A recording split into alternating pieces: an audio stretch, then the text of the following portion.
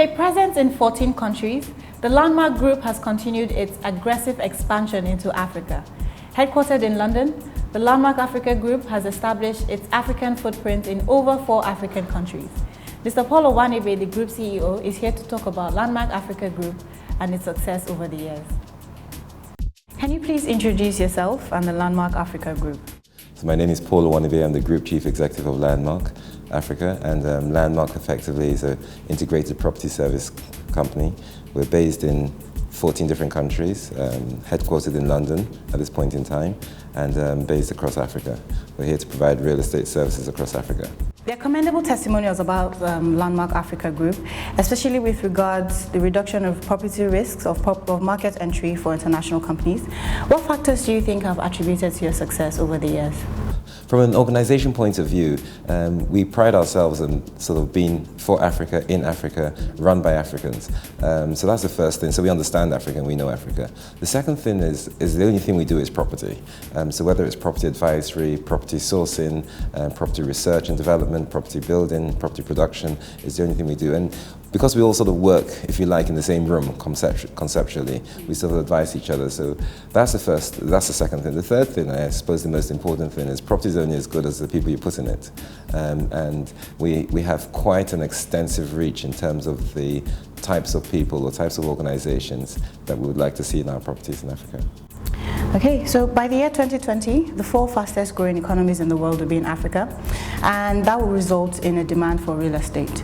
So what are your plans to meet with the increasing demands for your services? I mean, where are we and who are we? So over the last sort of maybe 3 to 4 years, if we grew at the same rate, then we could be an extremely large company. We could have over 250,000 square meters of real estate sort of under management. Now, how do we meet this sort of need? And we're sort of a mixed-use organization. So whilst we're anchored in commercial offices, we do provide sort of retail, leisure, and residential. And over the next 3 years, we've got 6 sites that we're looking at. 1 in Kenya, 1 in Zimbabwe, 3 in Nigeria, and then 1 in Ghana. And the 3 in Nigeria, one of them we literally about to start developing now. It's a mixed-use development. We'll have a 4-star hotel on it, serviced apartments, and commercial offices as well, and a training school. In this current economic climate, how has the Landmark Africa Group continued to thrive? What challenges have you faced, and what measures have you taken to mitigate them? The biggest challenge, I think, are people. You don't have an organization without people. And while Africans are extremely intelligent and hardworking, I think the level of exposure in the way we try to build institutional grade real estate is the biggest challenge. So a lot of the people we have to bring from outside. So that brings its own costs to the party. Compliance challenges, statutory authority challenges, just the ease of doing business in Africa is tougher than anywhere else. So those challenges we can't undermine. The economic challenges, and I suppose you face that everywhere. And those are challenges where interest rates, inflation, where is the country going? How do you hedge against this or that? So those are challenges as well. But do any policies by the government affect your business in any way? Oh yes, hugely. Yeah. So let's take Nigeria for example. The anti-dollarization policy, huge. So just giving you an example, we build a building, say 3 years ago.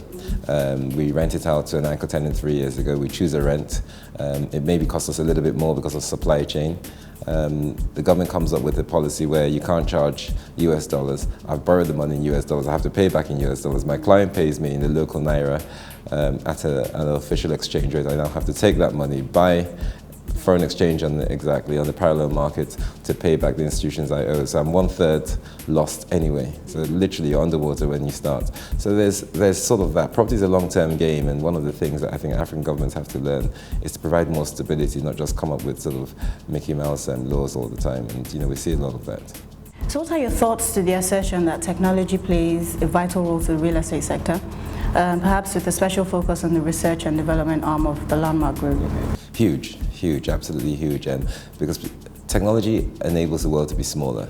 And the real estate sector, real estate is something local, so you could be as international as you like, but real estate has to be extremely local. And what technology does, it just creates a smaller platform for everybody to operate. It makes it easier to transmit information, to transmit content, to find out more about people. It enables research and development to take place in a better platform. So it plays a huge role. It's not always in front of you, but yes, it does play a huge role. The Landmark Group is embarking on innovative projects in the coming years, and it is said that these projects will cost an estimated $100 million. Do you think these projects right now are ambitious, and are you considering reverse FDI? Landmark is an African company, so we pride ourselves on supplying the needs in Africa and doing business in Africa. So in terms of reverse FDI, we would always want to attract the investment into Africa for a start, as opposed to the other way. Having said that, Landmark started from the UK, so we provided services in Frankfurt, in Paris, in Madrid, in London, in New York. So we did a lot of stuff in the West, but those days are gone. We decided to focus on Africa, as we were talking about before. We were talking about it before the program started. You know, it's the last bit of blue sky here. So I have a specific view that I think it's important. FDI is important in Africa not because of the money it brings in, but because of the opportunity it brings in. We have a lot of people in this continent, and we need to get them employed, and we need to get them productive, and that productivity produces a lot more. So reverse FDI, whilst it's topical and interesting, I don't think the time is right for Africa. We need to reclaim our territory and not let the Chinese barge us out. Yes, I believe so. Thank you very much for your time, Mr. Paul. Absolute pleasure.